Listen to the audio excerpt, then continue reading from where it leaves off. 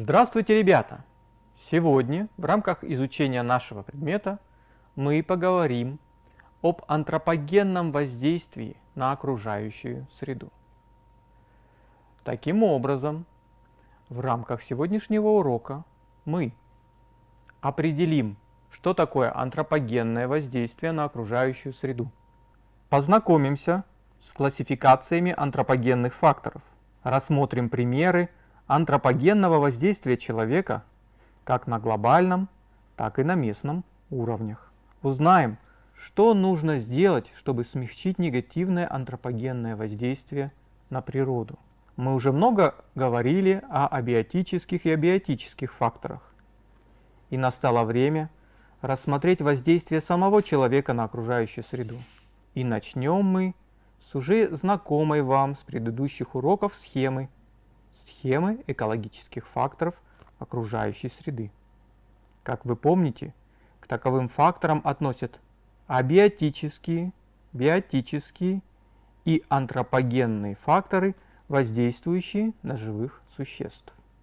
Давайте рассмотрим, что это такое.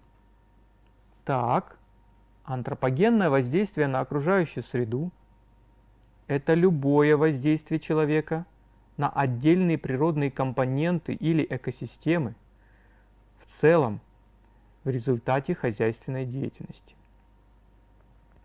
Другими словами, когда мы говорим про антропогенное воздействие на окружающую среду, мы должны понимать, что это любое воздействие человека, как положительное, так и отрицательное, изменяющее естественные циклы существования живых систем, как на уровне отдельных организмов, так и комплексных природных систем и биосферы в целом.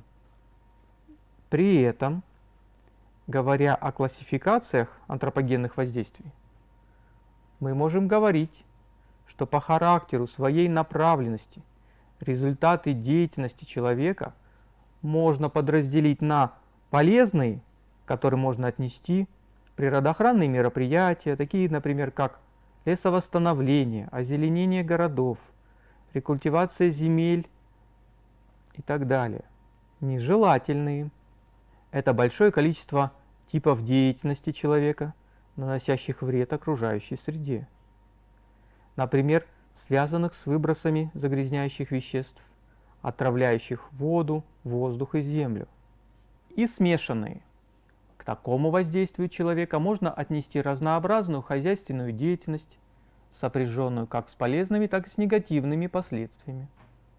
Например, оросительные каналы в условиях хорошего оттока способствуют промыву почв от ионов солей и улучшают агромелиоративные условия земель.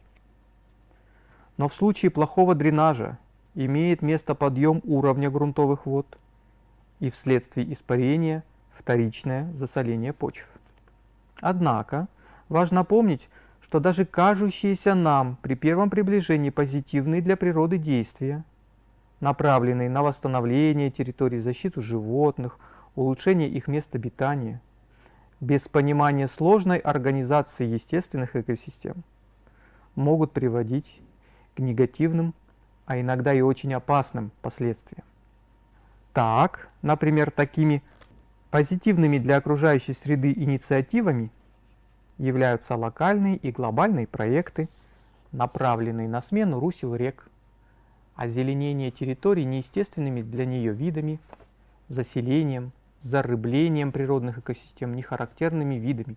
Все это часто приводит к плачевным экологическим последствиям и сильно изменяет облик и структуру природы. Не будем далеко ходить и вспомним про эксперимент, который проводился в советское время с повышением разнообразия промысловых рыб озера Иссык-Куль. Запуская в озеро несвойственных хищных рыб, форели и судака, предполагалось, что они окажут незаменимую услугу человеку и очистят озеро от сорных, малопродуктивных мелких рыб иссык-кульского чебачка. И вот, по прошествии около 100 лет с момента запуска севанской форели, мы видим, что данный эксперимент вместе с человеческой ненасытностью сыграли злую шутку с нашим озером, сократив численность рыбных запасов до критического минимума. Таким образом, на данном примере мы видим, что улучшение человеком природы практически всегда заканчивается не только признанием полной несостоятельности наших усилий, но и разрушением природных, уникальных экосистем, которые, как вы знаете, являются основой существования всего живого на Земле, включая человека. Негативные воздействия человека на природу включают в себя такие действия, как изъятие живых существ и разрушение их среды обитания. Здесь мы говорим и про массовый вылов в процессе добычи промысловых животных, и о пастьбе скота на естественных травостоях, охоте и браконьерстве, изменение биогенных циклов в окружающей среде. Такое изменение может происходить разными путями и за счет изменения территорий, их окультуривания, внесения удобрений и пестицидов и так далее. Загрязнение окружающей среды, которое может быть как прямым, то есть непосредственно связанное с сбросом мусора в окружающую среду, так и через работу загрязняющих природу технологий. Воздействие через сооружение искусственных конструкций, зданий, прокладку новых дорог, линий электропередач, водооросительных сетей. Все это может оказать негативное воздействие на природу в целом, и некоторые наиболее уязвимые виды могут оказаться под угрозой. На этом список не заканчивается, его можно продолжать, но уже на основании данного перечня негативных воздействий мы можем судить о роли антропогенных факторов в жизни живых существ. Кроме ранее перечисленного, антропогенные воздействия можно подразделить по характеру распространения на локальные, национальные, транснациональные или межстрановые и глобальные. При этом, как видно из названий, воздействия могут оказывать свое влияние на небольшую территорию, а может это влияние расширяться и до уровня страны, нескольких стран, и до глобального уровня, то есть влиять на всю нашу планету. К сожалению, сейчас некоторые проблемы, которые ранее имели локальный характер, расширяются и приобретают все более глобальные масштабы. Эта тенденция связана с ухудшением общего глобального состояния окружающей среды и увеличением негативного воздействия на природу со стороны человека. Давайте познакомимся с такой проблемой, которая еще недавно носила больше локальный характер, а к настоящему моменту переросла в глобальную экологическую проблему. Это проблема пластикового мусора на дне Мирового океана. Ого, ничего себе! В Тихом океане обнаружен новый континент, однако побывать на нем вам не захочется. Люди пользуются пластиком каждый день. Он дешевый, удобный и легкий в производстве, так ведь? Вот вам несколько фактов, чтобы вы поняли, насколько он популярен во всем мире. Примерно 1 триллион одноразовых пакетов из полиэтилена выбрасывается каждый год. Другими словами, 2 миллиона пакетов в минуту. В 2016 году люди купили 480 миллиардов напитков в пластиковых бутылках. 10 годами ранее число было куда ниже – 300 миллиардов. Каждый день люди во всем мире используют больше 500 000 пластиковых соломинок. А количество пузырчатой упаковочной пленки, производимой за год, хватит, чтобы обернуть всю планету по экватору. И не один раз, а все 10. 500 миллиардов пластиковых стаканчиков расходуется каждый год.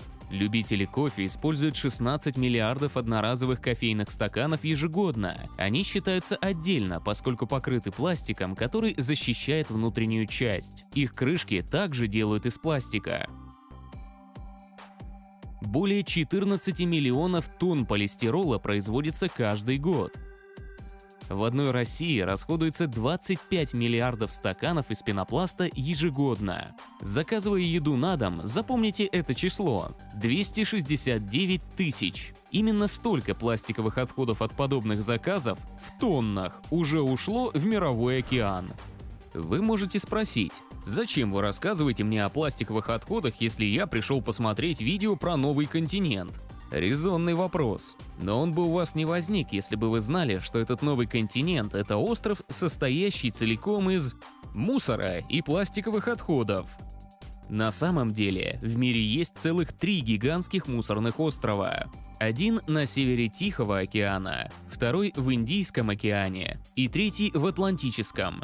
В двух словах, львиная доля мусора, о котором мы говорили раньше, оказывается в океане. Распределение этих отходов очень неравномерное. Ветра и течения собирают мусор в определенных местах.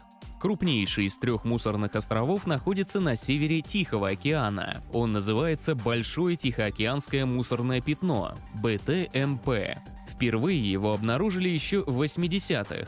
Но тогда о нем еще никто не беспокоился. Однако последние оценки выбили ученых из колеи. Исследователи выяснили, что размеры мусорного острова на данный момент превышают 2 миллиона квадратных километров. Это от 4 до 16 раз больше, чем говорилось в предыдущих отчетах. Это гигантская территория больше, чем Аляска. Ее площадь 1 800 000 квадратных километров. Превышает территорию таких стран, как Иран и Монголия, вдвое больше штата Техас и в 3 раза крупнее, чем Франция. По разным оценкам ученых, в этой области накопилось более 1,8 триллиона кусочков пластика. Весит весь этот мусор около 90 000 тонн. Это столько же, сколько весят 500 авиалайнеров. Можете себе представить эту гору?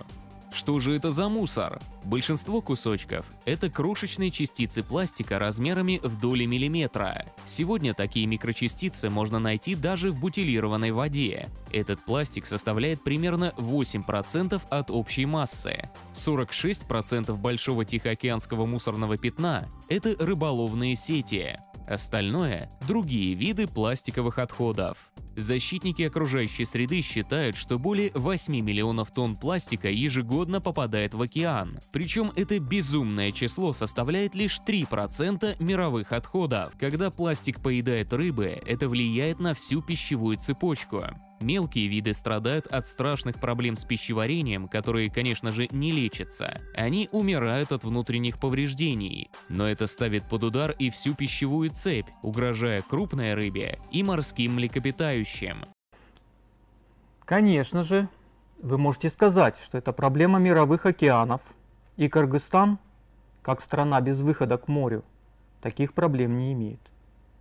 Но истина остается в том, что и для нас это очень большая проблема, особенно для нашей жемчужины и гордости озера Иссык-Куль. Давайте посмотрим, что есть на дне озера, в местах массового туризма и в тех районах, куда течением сносит весь подводный плавающий мусор, то есть, например, пластиковые пакеты и так далее.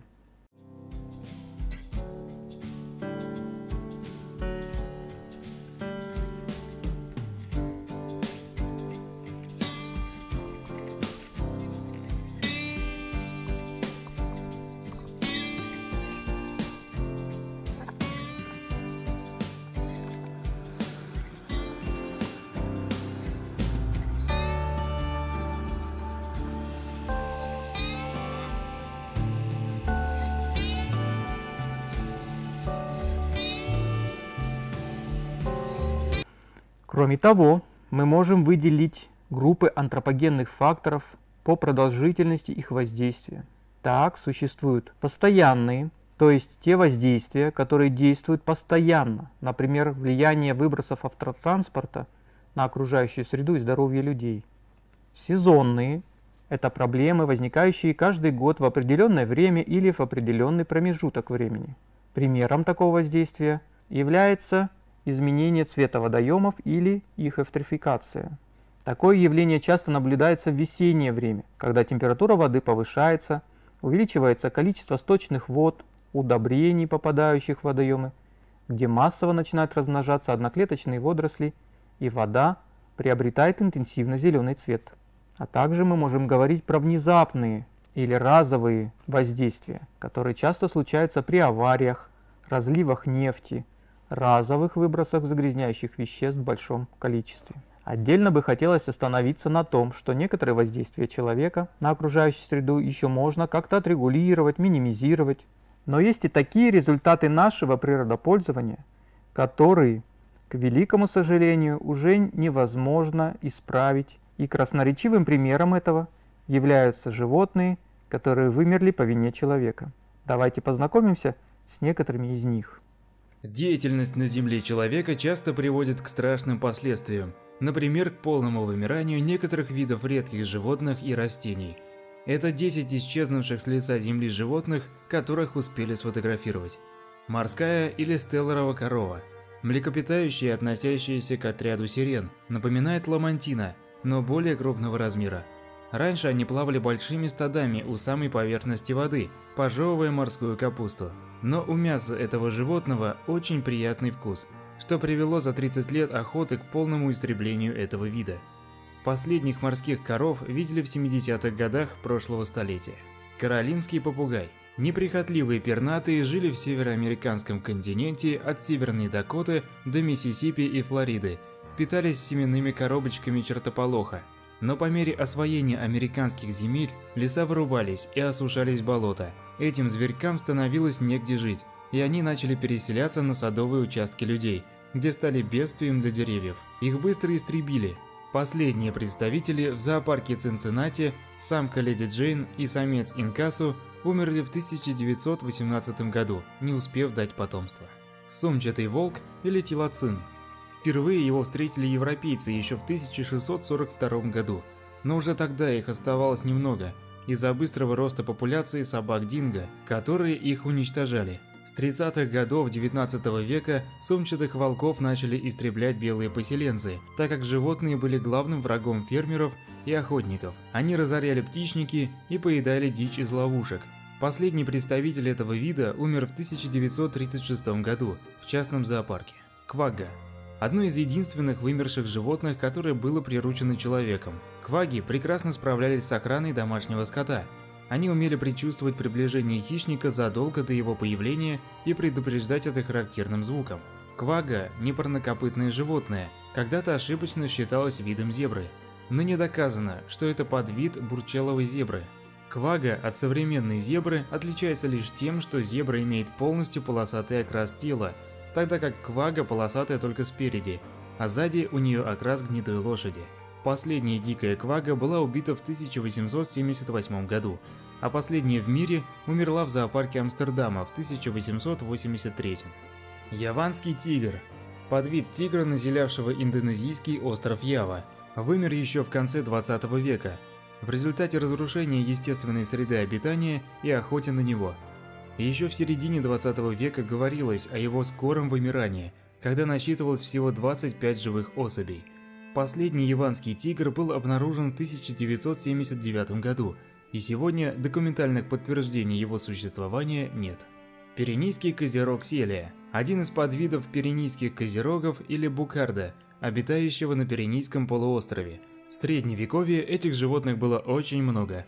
Однако на рубеже 19-20 веков их популяция резко уменьшилась из-за охоты и конкуренции с крупным рогатым скотом, домашними овцами, козами и лошадьми, которых люди пасли в высокогорных районах.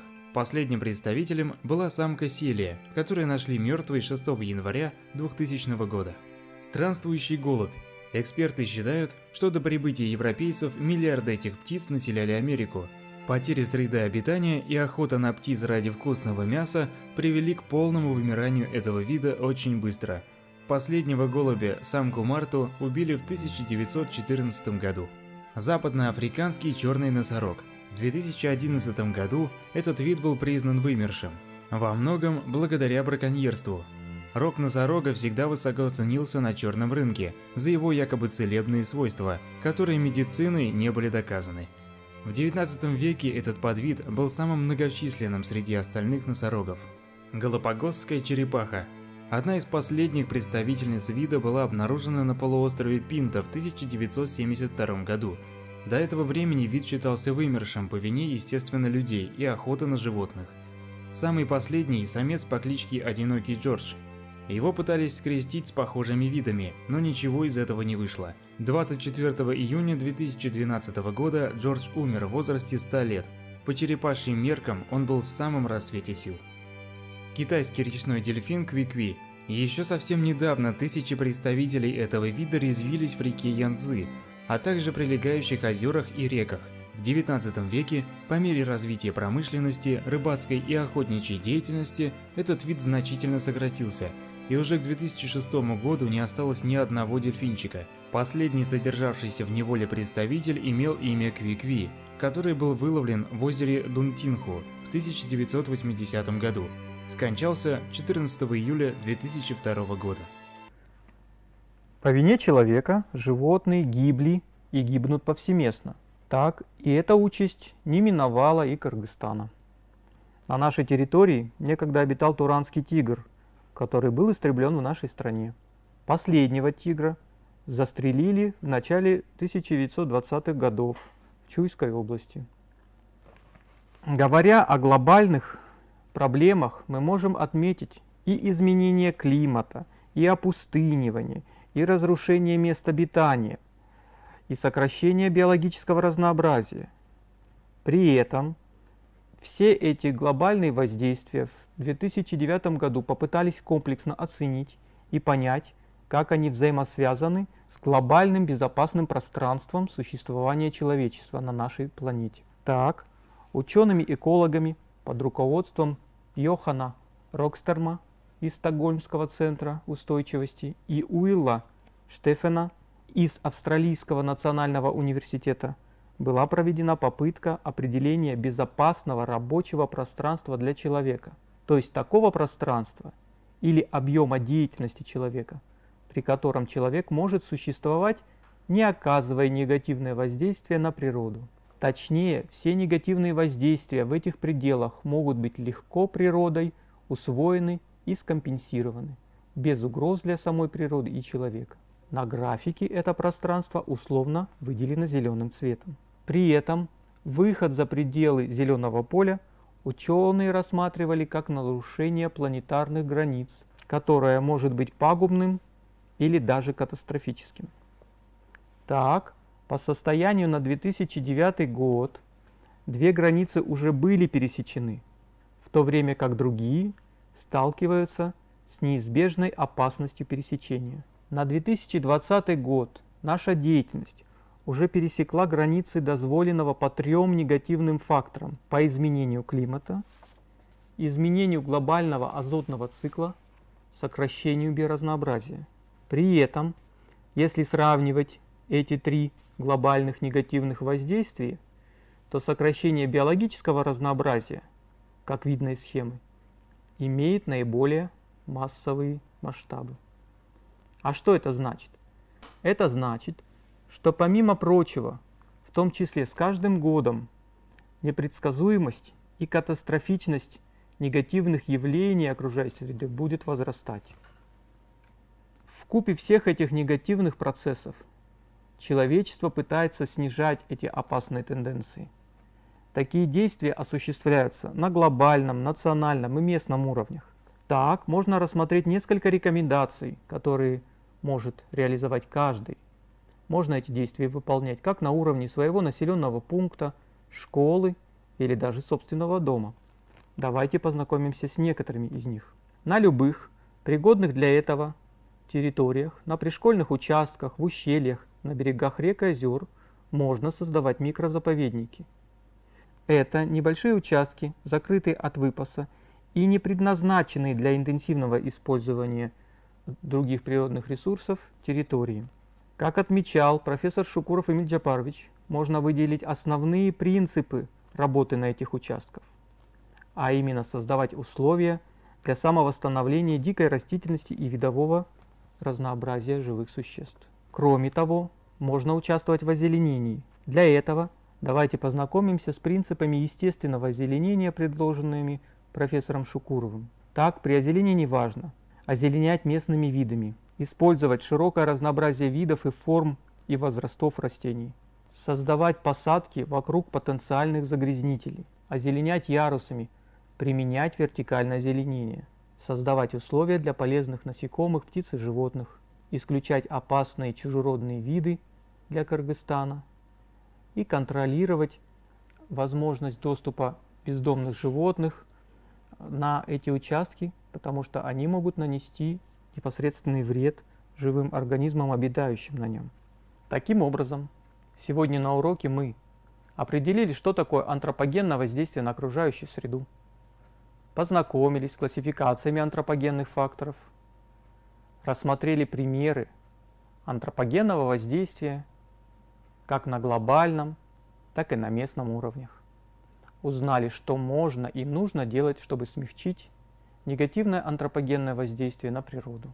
На этом слайде вы можете познакомиться с дополнительной информацией, которую вы можете использовать для более детального освоения данной темы. Надеюсь, этот урок был для вас понятным, полезным и интересным. Желаю вам здоровья. До новых встреч!